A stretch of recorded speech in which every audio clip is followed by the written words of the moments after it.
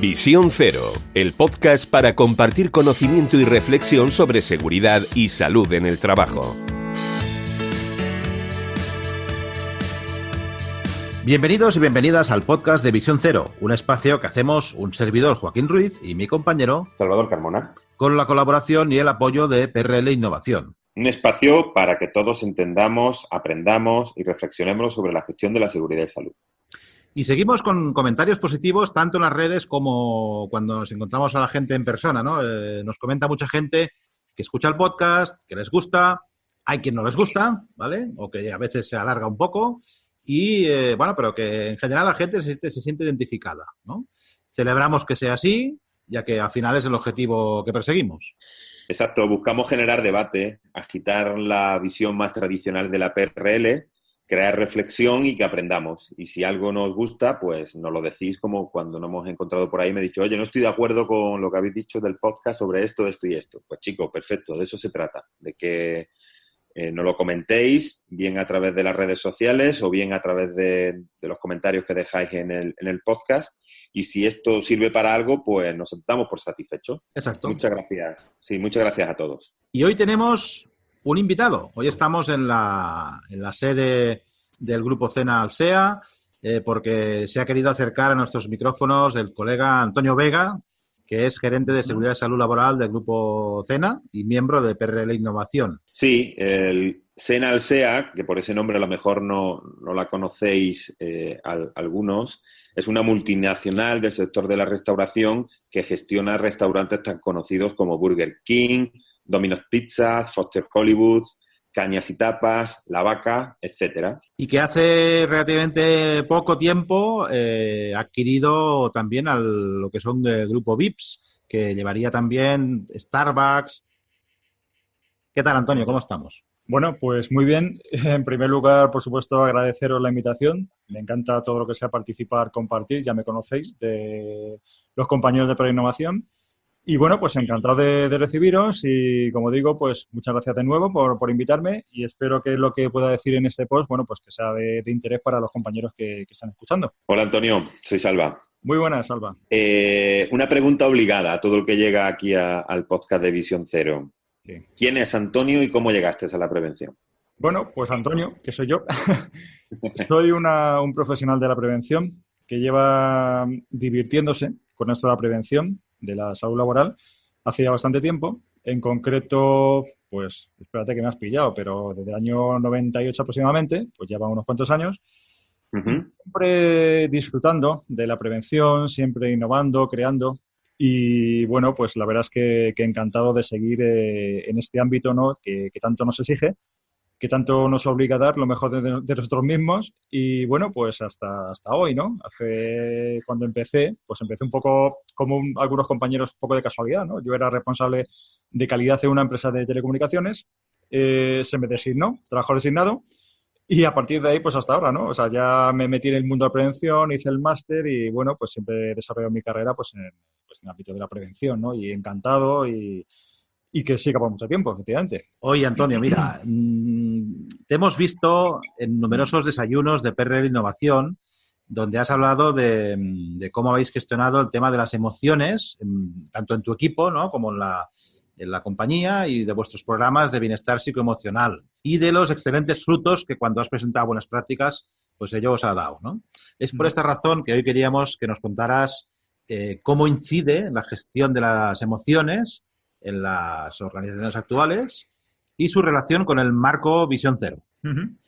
No lo digo yo, lo dicen numerosos estudios científicos. Lo que es el bienestar psicoemocional, lo que son las empresas saludables, es algo fundamental para la productividad, ¿no? Para el éxito empresarial. Es decir, lo que digo, estaréis harto de escucharlo, efectivamente hay estudios científicos que así lo atestiguan, ¿no?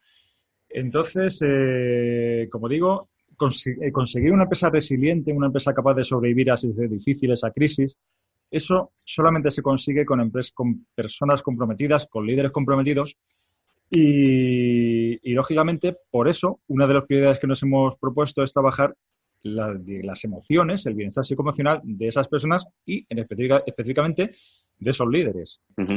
¿Qué aspectos consideras fundamentales para el desarrollo de la inteligencia emocional de estos líderes que nos comentas, Antonio?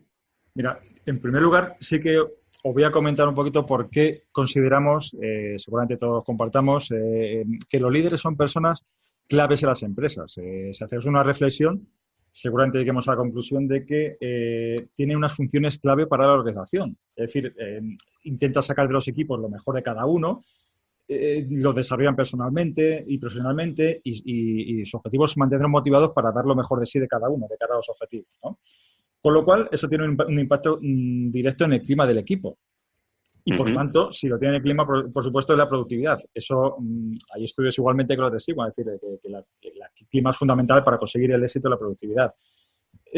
Luego son personas que tienen, que son los que provocan cambios reales, es decir, son personas que aterrizan esas estrategias, esas misiones, esos valores y tienen el poder, por así decirlo, de aplicarlo en su día a día, en su centro de trabajo, en sus departamentos, con lo cual es fundamental.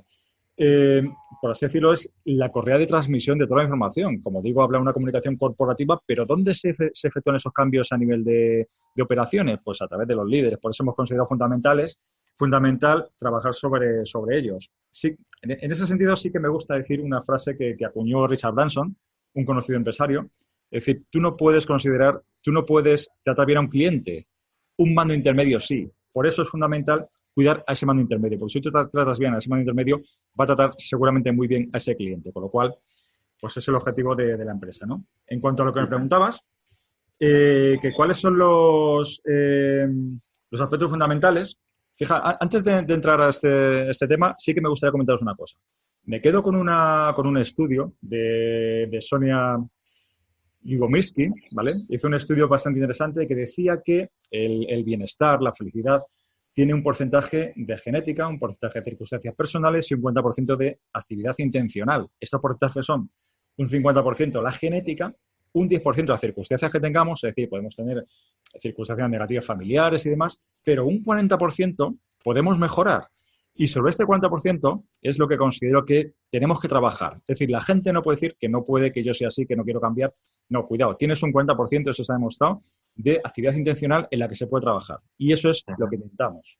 En cuanto ahora sí, perdonadme un poco el rollo, lo que sí que nos cerramos en esa inteligencia emocional de los líderes, pues que ayuden a entender bien su puesto de trabajo. Es decir, que transmitan a su equipo para qué están haciendo lo que están haciendo, que doten de sentido lo que están haciendo. Otras funciones, pues sensibilizar hacia las necesidades de su equipo. Tienen que conocer sus necesidades para alinear sus necesidades con lo que quieren conseguir la empresa. La comunicación, por ejemplo, es súper importante, tiene que ser individualizada. Es decir, no, como decíamos antes, la comunicación corporativa es una cosa, pero luego hay que aterrizarla a nivel de equipos y, por supuesto, hay que saber dotar de habilidades a esos líderes para pues, conseguir una comunicación de éxito, ¿no? Luego, pues, por todo lo que hemos dicho, consideramos que inciden pues, en el ambiente saludable y por eso pues, hemos trabajado sobre ellos. Muy bien. Antonio, por ligar un poco lo que tú comentabas, estás trabajando las emociones, que al final tiene una repercusión positiva sobre la salud de las personas, pero también y leo entre líneas que tiene una fuerte componente también esta iniciativa con el negocio. En definitiva, tratar bien al cliente es algo que al Grupo Sena le interesa que ocurra en su restaurante. Entonces, yo creo que está muy bien ligada, ¿no?, desde el punto de vista de orientar la prevención a las personas y también a aportar valor al negocio. Bueno, Grupo Sena de cualquier empresa, al final, ¿no? Porque está claro. A todos nos interesa que haya este flow, que fluya, ¿no? El buen rollo que al final se transmite a todos lados, ¿no? Efectivamente. Está claro que, como decíamos, que el clima laboral es algo fundamental de cara a la productividad, al éxito de la empresa. Y a mí, particularmente, hablando de este impacto, ya lo he dicho en algún desayuno de preinnovación, a mí me gusta una teoría, un estudio de Goldman, donde relacionando productividad y clima al equipo, tenemos que un 30% de esa productividad depende del clima del equipo. Y fijaros hasta qué punto puede ser importante fomentar ese clima laboral a través de la gestión emocional. Pero cuidado, es que no queda ahí. Es que si establecemos una relación entre el clima del equipo y las habilidades emocionales de ese líder de ese equipo, ¿vale?, tenemos que un 70% depende de ese clima de las habilidades. Es decir, si trabajamos esas emociones, ese liderazgo saludable de ese líder de equipo, vamos a conseguir mejor productividad. Y eso está demostrado. Este es el estudio que os hablaba de Goldman. Sí. Es decir, haciendo un poco de resumen, ¿eh? Uh-huh. Como siempre decimos, como Salva y yo somos de pueblo, Ajá. tenemos que a veces entender las cosas un poco, poco a poco, ¿no? A ver, estamos diciendo que el 50% de la felicidad de una persona es genética, según el estudio de aquella señora que de un nombre que es muy complicado de recordar, ¿vale? Luego pondremos, por cierto, todos los estudios en las notas del programa, ¿eh? Para lo pondremos aquí para que todo el mundo lo pueda consultar. Pero, en cambio, el 40% se puede trabajar, ¿vale? O sea, que un tío es cenizo por naturaleza, pero, oye, lo puede combatir, ¿vale? Ahora hablamos de eso, que también es interesante. Sí, o sea, se puede trabajar, ¿vale? Sí. Y entonces, el impacto que tiene esto en el clima y los resultados de la organización en cuanto a productividad es bestial, ¿no? Pues según el estudio de Daniel Goleman, de la Harvard Business Review, lo vamos a colgar y hay evidencias científicas de que es un tema totalmente trabajable y totalmente que tiene una repercusión bestial, ¿no? Efectivamente. Tú date cuenta, Joaquín, que no solamente ese estudio, por supuesto, que estaremos de acuerdo, pero si nos ponemos en lugar de un trabajador que esté mal en una organización, que tenga un líder tóxico, ¿sí? Evidentemente, ¿cómo no va a repercutir la productividad? Se irá antes, asentismo, presentismo, rotación incluso, con lo cual, efectivamente, esto lo estamos viendo en el día a día, no solamente a nivel teórico, sino a nivel práctico en cada organización, efectivamente. Leía ayer, precisamente, en el periódico una nota que decía que el 80% de personas que cambian de trabajo cambian porque están hartos de su jefe, ¿no? O sea, que el tema el tema es así, ¿no? Por tanto, se puede decir entonces que combatir este liderazgo tóxico es una prioridad, ¿no? Pues yo te diría que no lo dudes.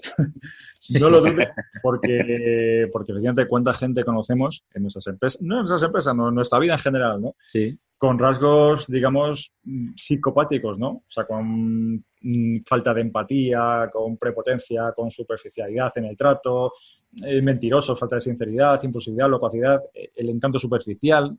Es decir, de esos lo encontramos. Fijaros, en general, algún estudio que se ha hecho, por ejemplo, en Nathan Books, en 2016, Bond University, decía que estos rasgos estaban presentes en el 4% de la población en general, ¿vale? Pero si nos vamos al ámbito empresarial, está presente en el 21% de los directivos. Fijaros lo importante que es, volvemos a repetir, gestionar esto en el liderazgo, ¿no?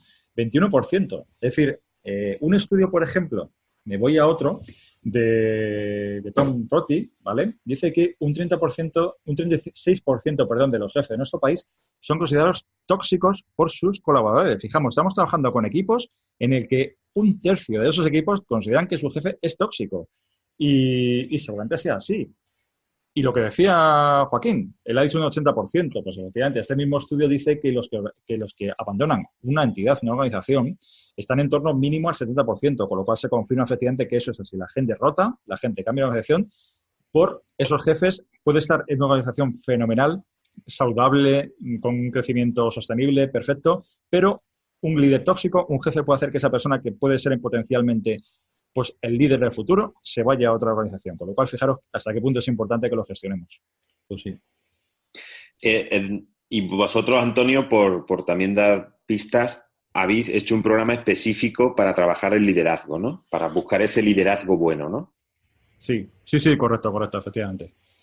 Efectivamente, hemos trabajado con líderes yo diría que en dos aspectos, en las relaciones saludables, que es fundamental, es decir, cómo se relaciona con la gente de su equipo, incluso con otros compañeros, con otros equipos, ¿vale? Que no hay un ambiente, digamos, tóxico de competitividad.